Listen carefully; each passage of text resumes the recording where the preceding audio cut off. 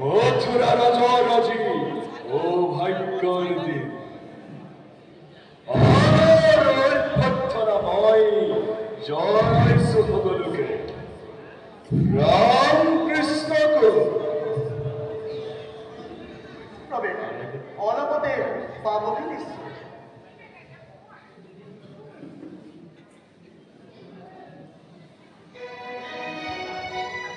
মহারাজ মহারাজ মহারাজ মহারাজ রামকৃষ্ণই ধনু ভঙ্গ কৰি ৰাজকুমাৰৰ ফালে আগবাঢ়িছে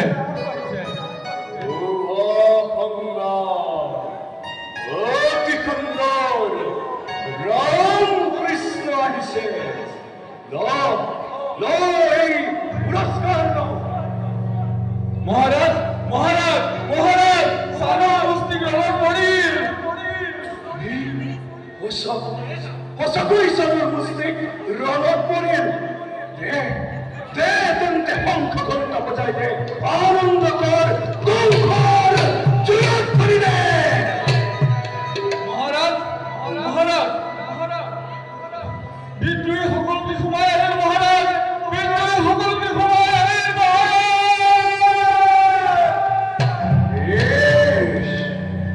বেশ হৈছে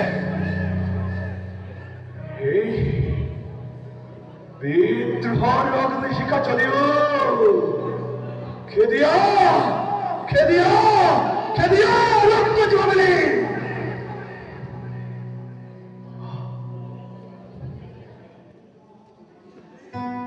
হে মাতু ৰামকৃষ্ণ আহিছে তোমাৰ প্ৰাণকৰী কৰ্মৰে কৰা লিংগ হে ৰাজন সৰল ভক্তি নিপাছেৰে নিবেদিছে দুইজনে যজুচৰণ নিখিনাই কৰিবা গ্ৰহণ ৰাম কৃষ্ণ ইমান সুন্দৰ বিশ্ব বিমোহক এই দুটি শিশু সৰগৰ দেৱতা কোৱা হে দেৱৰ কুমাৰ মানৱ ভৱৰাজী দেৱতাৰ ধনু যজ্ঞ কৰিবা বোলো থৰ হৈ ৰলা কিয় মুখলৈ চাই মিত্ৰভাৱে মাতি আনি কিবা হেতু বাটে ঘাটে ব্যৱহাৰ জনালা আমাক মিত্ৰ কিম্ব শত্ৰু কোৱাই শত্ৰু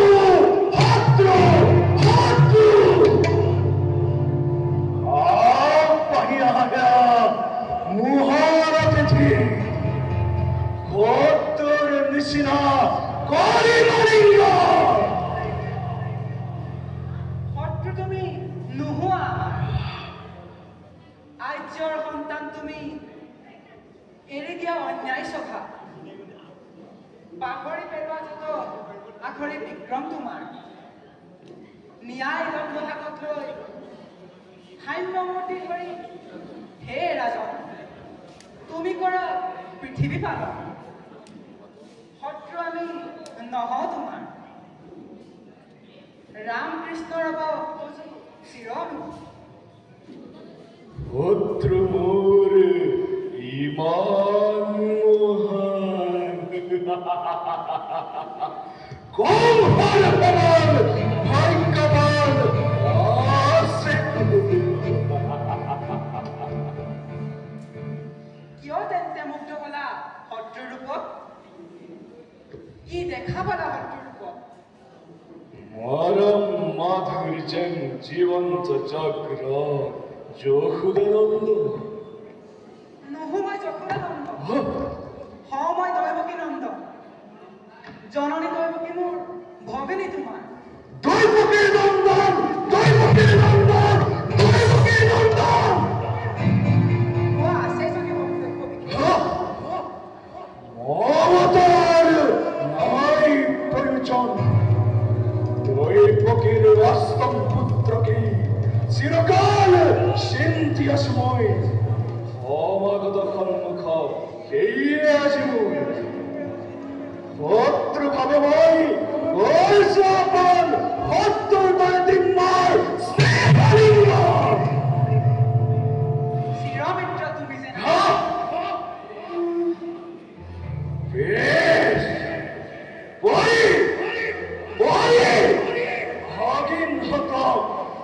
অসুদেৱ আৰু দৈৱকীৰ চিহ্ন কিৰণে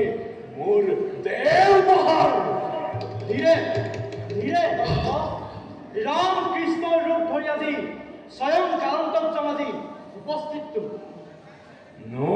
have from. অতিকে সত্য মোৰ জীৱনৰ পণ মতে দৈৱকীৰ গৰ্ভজাত অষ্টম সন্তানক একটু চেপি মই কৰি দিলোঁ। অসহ্য অৱতী পৰা বচন কৃষ্ণ বধ কৰা শত্ৰুক নিমিষতে ৰামকৃষ্ণ অপৰাধ ক্ষমা কৰা হে ৰাজন।